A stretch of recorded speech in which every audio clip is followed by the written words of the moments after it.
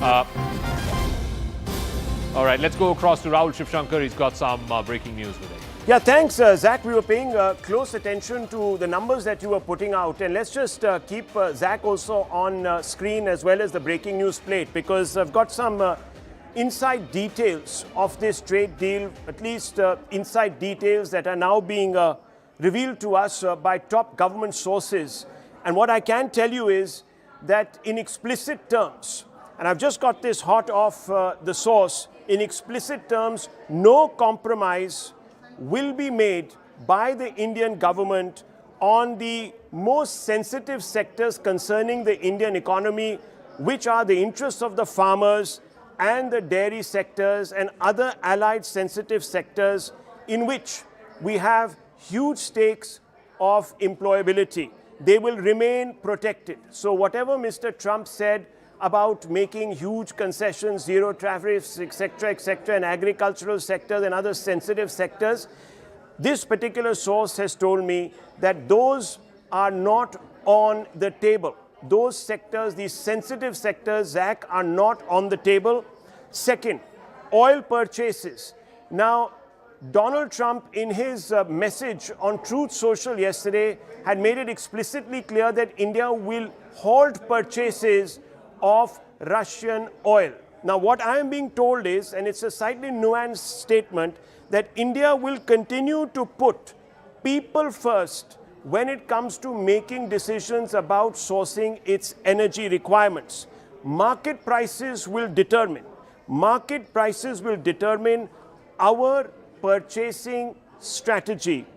And we will, however, be buying oil from non-sanctioned entities only.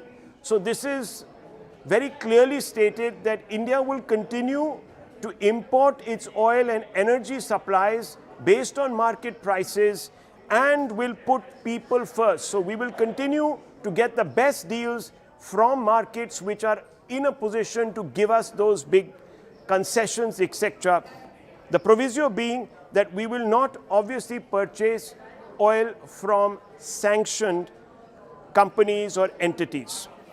And on the $600 billion question, the $500 billion question that Trump has sort of floated as India is going to be purchasing Americana plus $500 billion worth of goods, American goods across certain sectors, we're being told that yes, while we will unlock the potential of the Indo-U.S. relationship through multiple avenues, commitments of imports, investment companies, as well as extended cooperation across various sectors will continue. So India already, for example, purchases aircrafts.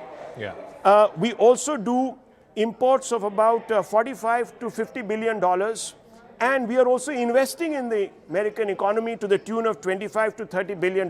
If you add that, that's straight away about $100 billion of business there and then. So over the next 5, 7, 8 years, we will be, of course, exploring this gap of opportunity and look to bridge it, narrow it through the unlocking now of American markets. And that is why this number, which is an incremental number, has been put by Donald Trump as $500 billion. So these are the three big takeaways from this. I'm also going to bring in Aman into this conversation. Aman, this sort of clarifies a little bit about some of the nitty-gritties, at least the Indian position here.